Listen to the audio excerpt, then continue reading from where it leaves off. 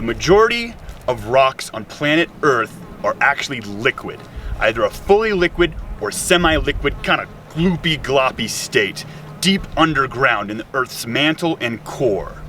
Sometimes those rocks solidify and form igneous rocks. Let's talk about it.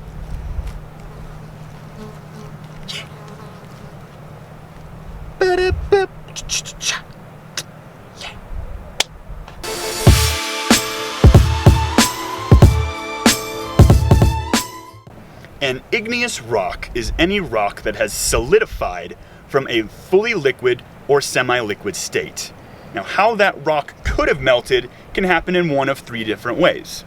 Either you can add a lot of temperature to that rock, which makes a lot of sense. You bury a rock deep underground, it ends up being very hot under there, and the rock ends up melting. Now, you can also melt a rock with pressure, either an increase in pressure or in some circumstances a decrease in pressure, if that rock is deep underground, can cause that rock to melt. And lastly is a change in that rock's chemical composition, which is kind of interesting. You don't really think about it too much, but even something as simple as the addition of water can have a major impact on the melting point on a rock, which I think is pretty cool. Come join me today, rock stars, as we explore igneous rocks, and I help you identify igneous rocks so that way you don't take it for granted.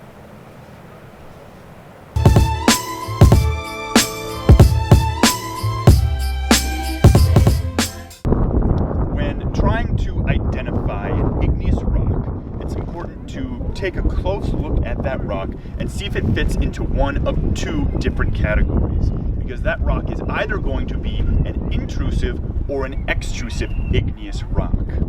Now, what that means is an intrusive igneous rock has formed internally to the Earth on the interior of the Earth's surface and has had a lot longer to cool, whereas an extrusive igneous rock has formed externally to the Earth's surface. It's formed up on the surface in contact with air and the environment and has had a lot shorter of a time to cool. It cools very quickly right away.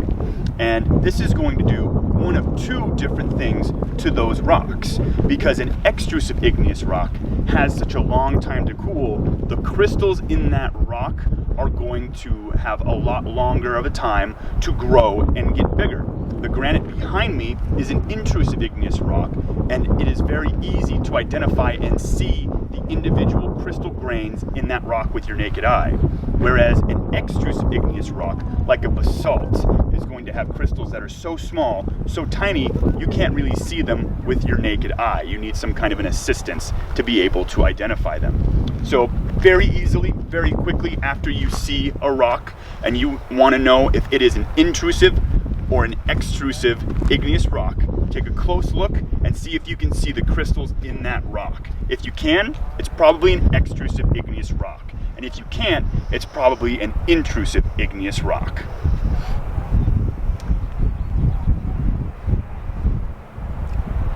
Yeah. Intrusive and extrusive.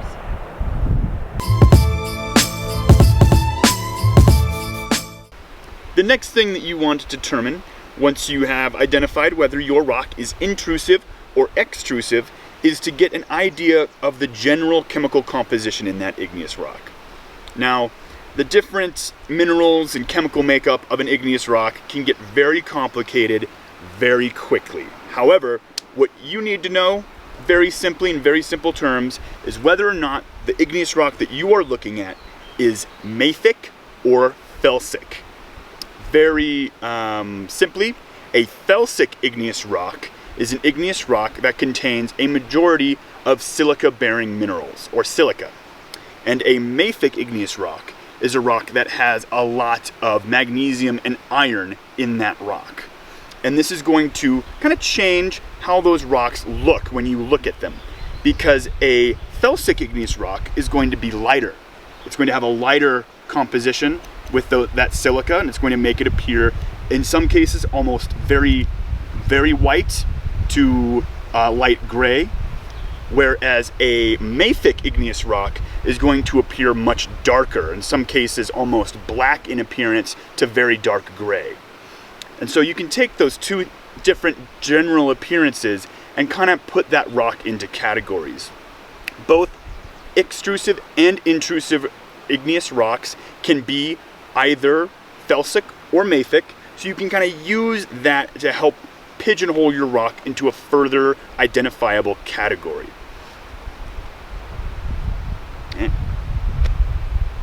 Got a Felsic, your Mafics, your basically Felsic. Don't be basic, kids. Remember, it's Mafic. It's all Mafic. I'm so Mafic. Oh my god.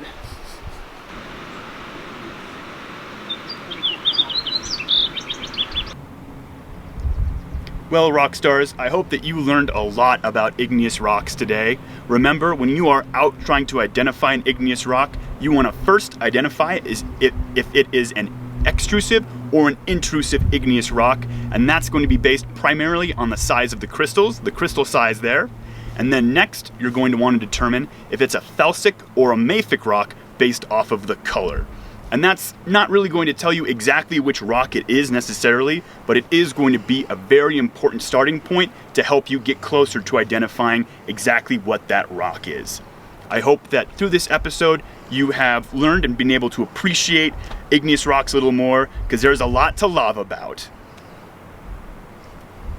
Let me know if things were a little confusing at this episode. If there's anything that I needed to explain more, let me know in the comments below.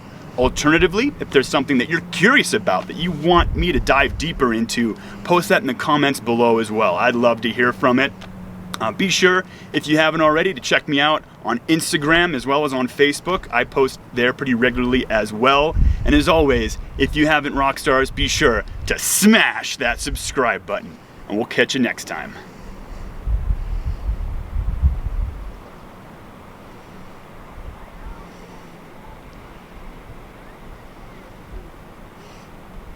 Can I move now?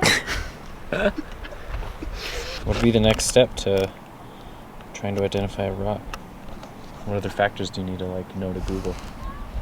To Google it? Oh man, the location where you're at is going to be a huge help. If you can know that you're looking at an intrusive Felsic rock in the Sierra Nevada mountains, that's going to really help you nail down what kind of rock you're looking at there. To take it further, you're going to want to know a little bit about the kind of minerals in that rock. It's really going to come down to looking at the minerals there. But what's also really easy is just looking up, if you have just a beginner geology book, you can just open up a beginner geology book, and that'll kind of tell you the kind of coloration and patterns you're looking for. If it's a rhyolite, a dacite, a granite, a basalt, and the different kind of rocks there. That's the kind of thing that I could absolutely cover in a future episode, but it would just be too much for one episode to go into all of it. Yeah.